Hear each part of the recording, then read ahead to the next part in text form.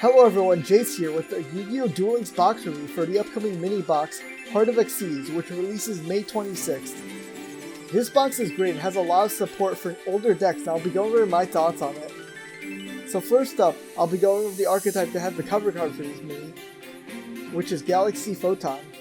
But before I get into the cards in the box, let's go over the leaked skill that will help the Galaxy Photon deck a lot. Exes Galaxy reads, either of the following effects can be used once per turn by sending one Galaxy monster from your hand or deck to the graveyard. Each effect can only be used once per duel, and can only be used if you begin the duel with a deck executing extra deck that contains at least 10 Galaxy cards, and no monsters except for Galaxy or Photon monsters. The first effect is, add one number 90 Galaxy-ized Photon Lord from outside of your deck to your extra deck. The second effect is, send one Galaxy card from your hand to the graveyard. If you Exes summon a Galaxy-ized Exes monster with 4,000 or more attack this turn, you can also Exes summon it using Galaxy-ized Photon Dragon you control as the material, one time only. This skill is amazing with the new support. Photon Lord is just a monster negate that has protection, and the new support really helps with turboing out, since it helps turboing out with rank 8s. Speaking of which, let's go over some of them now. I'll be going over the main deck cards first, because they help turbo out the rank 8s, then I'll move on to the extra deck cards. So first up is Galaxy Wizard.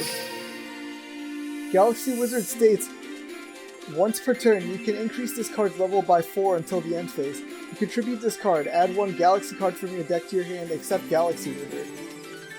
So this is just a great card since it's a searcher for all of your Galaxy spells and traps.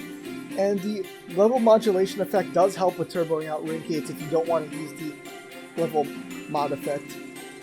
You can also easily access this card with Excel Light, which also comes in the box, and can special summon any level 4 or lower Photon or Galaxy monster from your deck.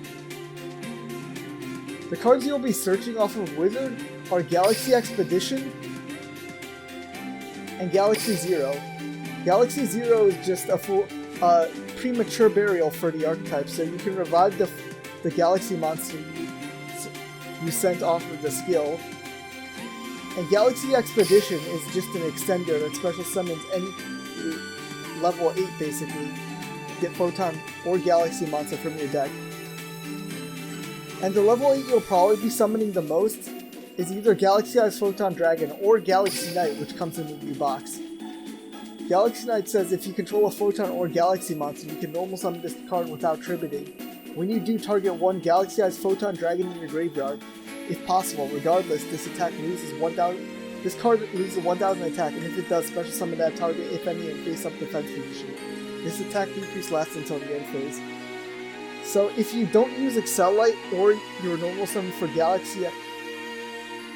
Galaxy Wizard, if you can special summon Photon Bouncer, you can normal summon Galaxy Knight and then special summon the Galaxy-ized Photon Dragon Foolish Burial from the skill, which is helpful. Otherwise, you can just special summon off of Galaxy Expedition as another level 8. And now we went over the main deck, let's go over the extra deck cards that they've added in the new box. First up is Galaxy-ized Full Armor Photon Dragon. So you can rank this card up using any Galaxy-ized Exes monster you control as material, which will probably be Galaxy-ized Cipher Dragon from the previous boxes. And it states, once per turn you can target up to 2 equipped cards equipped to this card, attach them to this card's material. Once per turn you can detach one Exes material from this card, then target one face-up card your opponent controls, destroying it. So this is just a great card, because Cipher already steals a monster, and then you can use this to target any face-up card and just pop it. Next up is Galaxy-ized Cipher Blade Dragon. So you can rank this up on top of any rank 8 Galaxy's Exes monster, which will probably be Full Armor Dragon. Once per turn, it targets a card on the field and just destroys it.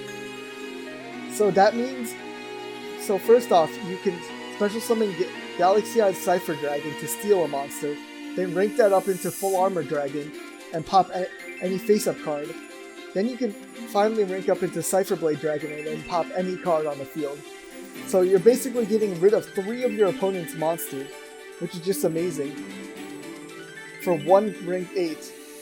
I mean, this is not only good in Photon Galaxy, but also in other rank 8 strategies like Blue Eyes or Gimmick Puppets. So overall, this new support really pushes Photon Galaxy, and the deck might become a huge meta threat with the ability to put up a negate going first, or easily OTK with the Cipher to Fall Armor to Cipher Blade combo going second. And speaking of OTKs, let's go over the train cards next. First, I'll be going over the new skill that will be in the Ana Kaboom rerun. So Train Uncoupling reads, can be used before your normal draw. Instead of conducting your normal draw, send 1 level 10 Earth Machine type monster from your hand to the graveyard, then add up to 2 level 4 or lower Earth Machine monsters from your graveyard whose combined attack is less than or equal to the attack of the monster you sent to the graveyard. This skill will only activate if you begin to do it with a deck executing extra deck that has 3 or more level 10 Earth Machine monsters, and this skill can only be used once per duel. So overall, the skill requires a graveyard setup, which is not that good in an OTK deck like Trains. And the current skill that Trains deck use, Unstoppable Train, is arguably better since it helps you turbo out the rank 10s easier. But now let's move on to the actual cards in the deck. First, starting off with the main deck cards.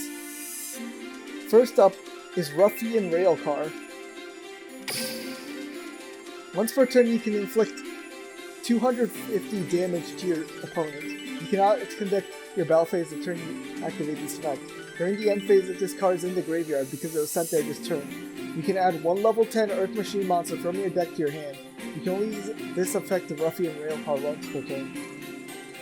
So, the end phase search isn't bad, but it's kind of slow, which is not really what you want in an OTK deck like Trains. So you probably might run only 1 copy, if any. Next up is Rocket Aero Express, which cannot be normal summoned or set, must be special summoned from your hand by controlling no cards, and cannot be special summoned by other ways. You cannot conduct your battle phase the turn you special summon this card. You cannot activate cards or effects, or set any cards. During each of your standby phases, destroy this card unless you send your entire hand to the graveyard, minimum of 1. So this is honestly just really bad. Not being able to conduct your battle phase is really bad in an OTK deck like Trains. But, I mean, you could kind of run it as an extender if you open, Night Express Knight. Because you can special summon Rocket Aero Express and then normal summon Night Express Knight and go into a rank 10. But even then, that's not very good because you lose out in your battle phase anyway.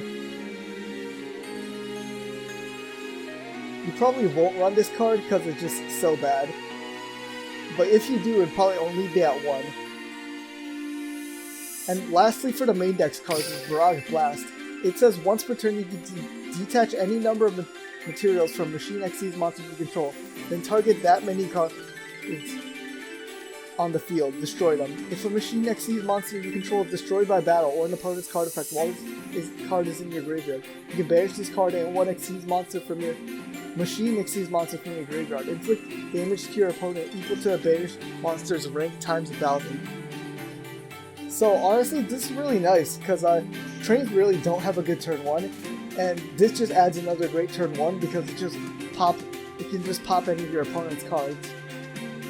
The Graveyard Banish is also okay, because it might just deal enough with a rank 10 machine just to finish out the game if your opponent does destroy one of your Machine Exes.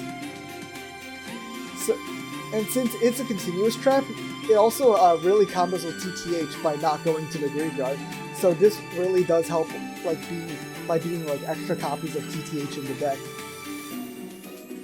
Now let's move on to some of the extra deck cards that they've released. First up, Super Dreadnought Rail Cannon Juggernaut Libe. It requires 3 level 11 monsters, but you probably won't be making it that way, since you can special summon it using 1 rank 10 Machine Exes monster you control. Once per turn, you detach 1 material from this card, it gains 2,000 attack and defense, and for the rest of his turn, he can only declare an attack with this card. During each battle phase, this card can make attacks on monsters up to a number of material it has +1. So just right off the bat, it's basically just a 6k beater that can deal multiple attacks. But honestly, the multiple attacks isn't relevant, since if you rank it up on top of Gustav Max, if you use Gustav Max's burn effect, you'll deal 1k, and then this can OTK by going up to 6k on any 3000 or less attack monster that your opponent leaves in attack position. You can also combo Libe with another of the cards introduced in the box, which is Sky Palace Ganguridai. This card is a rank 10 machine Exes that you can detach one Exes material from this card and just target one card your opponent controls to destroy that target. And if you do, inflict 500 damage to your opponent. So this can potentially be used to clear out back row, and if your opponent leaves any amount of either one monster with 2500 or less attack, this combos into an OTK with Libe. So that's another way you can OTK in trains. And the last card I'll be going over is number XX Utopic Dark Infinity. It's technically not a machine Xyz or a train at all, but it's still... Trains are really the only deck that can summon it because it requires 2 level 10 monsters. It says, when a monster is destroyed by battle and sent to the graveyard, you can detach one material from this card and target that monster. Special summon it to your field in defense position. You can target one other face-up special summon monsters you control. Gain life points equal to its original attack. You can only use each effect of number XX, Utopic Dark Infinity once per turn. So it's not as good as the other rank 10 that I've gone over, but it's still pretty good because it's like a Go-Yo Guardian effect, and like it gives you some more versatility in your rank 10 toolbox. So overall, all the new train support is just amazing. It makes it so they always get an OTK. However, their turn 1 is still a little lacking, even with the new trap card. It still helped with the new trap, but like, it's still not that great overall, since you have to hope you draw either the new trap or TTH to have a turn 1. And lastly, for the archetypes that got more than one support card, is Prophecy Spellbooks. The first main deck card I'll be going over is Emperor of Prophecy. Emperor of Prophecy reads, you can banish one face-up spellcaster monster you control except this card and one spellbook card from your graveyard to target one face-up monster your opponent controls and take control of that target until the end phase. You can only use this effect once per turn. This card cannot attack directly during the turn you activate this effect. So this would be a good effect, the problem being that it's a level 5, which means you would have to tribute summon it or use Temperance to summon it, which honestly makes it so it's not that great. The next card I'll be going over is Spellbook of Miracles. Spellbook of Miracles reads, target one spellcaster type Exes monster in your graveyard. After 2 banished Spellbook spell cards, special summon that monster. If you do, attach a targeted Spellbook spell card to it as exclusive material. So this is also good in a vacuum, the problem being that Spellbooks really do not have a good way of turboing out with any spellcaster Exes, because they have a hard time bringing out more than one monster. So, in actuality, this card is not that great, even though it's basically a monster reborn that gives your spellcaster Exes materials back. And the last card I'll be going over technically isn't in the box, but is coming out the same day as the box releases. It's Spellbook of Knowledge. Spellbook of Knowledge reads, send any face-up spellbook spell or trap or spellcaster type monster from your hand or field as material. And then you can draw 2 cards. And it's also a hard once per turn. So this is just an insane draw card, especially since it's so searchable with both Secrets and Blue Boy. Like, it's obviously good in Spellbooks, but also has application to other decks, as you can run 3 Blue Boy, 3 Secrets, and 1 Knowledge as a draw engine in certain decks.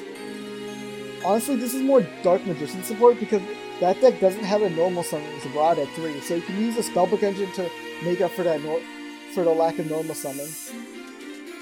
The next cards I'll be going over are also probably better in Dark Magician than they are in Spellbooks. So first up is Hierophant of Prophecy. This is a rank 7 spellcaster Exes that requires 2 level 7 spellcaster type monsters. And once per turn you can detach 1 Exes material from this card, destroy spell trap cards your opponent controls up to a number of Spellbook spell cards in your graveyard. And the other card is Empress of Prophecy, which is a rank 5 spellcaster Exes. It requires 2 level 5 spellcasters. This card gains 300 attacks for each spell Exes material attached to a monster you control. Once per turn you can detach 1 Exes material from this card, shuffle your deck, then excavate the top 5 cards in your deck. Destroy monsters on the field up to a number of Spellbooks cards activated. Also after that, place the activated cards on the top of the deck in any order. So, Hierophant is just spell and trap removal, and Empress is just monster removal.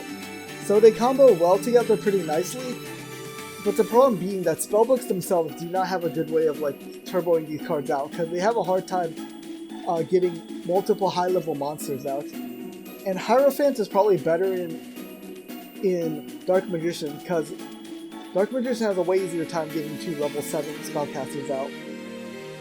So overall, this support is honestly not very good for Spellbooks, except for Knowledge, because they have a hard time using most of it.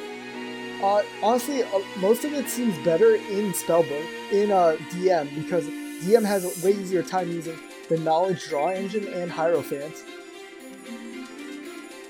Next, I'll be going over some of the one-off archetypes cards. So first up is Beatrice, Lady of the Eternal. This card reads 2 level... It's a rank 6 that requires 2 level 6 monsters, and it reads that you can Exes this summon this card by sending 1 Burning Abyss monster from your hand to the graveyard, then using 1 Dante monster you control as Exes material. If summoned this way, the following effect cannot be activated this turn. Once per turn during your play's turn, you can detach 1 Exes material from this card, send 1 card from your deck to the graveyard. If this card in your possession is destroyed by your opponent's card and sent to the graveyard, you can special summon 1 Burning Abyss monster from your action deck, ignoring its summoning conditions. So this is just great BA support, since it finally gives them a better turn 1 than Dante Pass.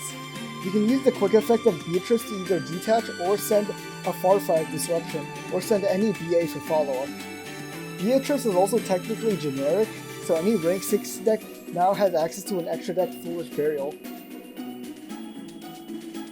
So overall, Beatrice is just an amazing card for BA, and also has application outside the deck in just rank 6 decks in general. Next up for generic one-off archetype cards, well, it's technically not an archetype card, but I'm going to include it here anyway, is Gearspring Spirit. It cannot be normal summoned or set, and must first be special summoned from your hand by having only machine monsters in your graveyard, minimum 1. Once per turn you can target 1 monster your opponent controls, its attack becomes 0 until the end phase. So honestly, the reason I include it here is because it's pretty much just Gimmick Puppet support, because it's a level 8 Dark Machine. So that means it's really easy to summon in Gimmick Puppets, and it helps turbo out their Exes. Blanking in attacks for your opponent's monsters is also nice, because it helps Gimmick Puppet OTK.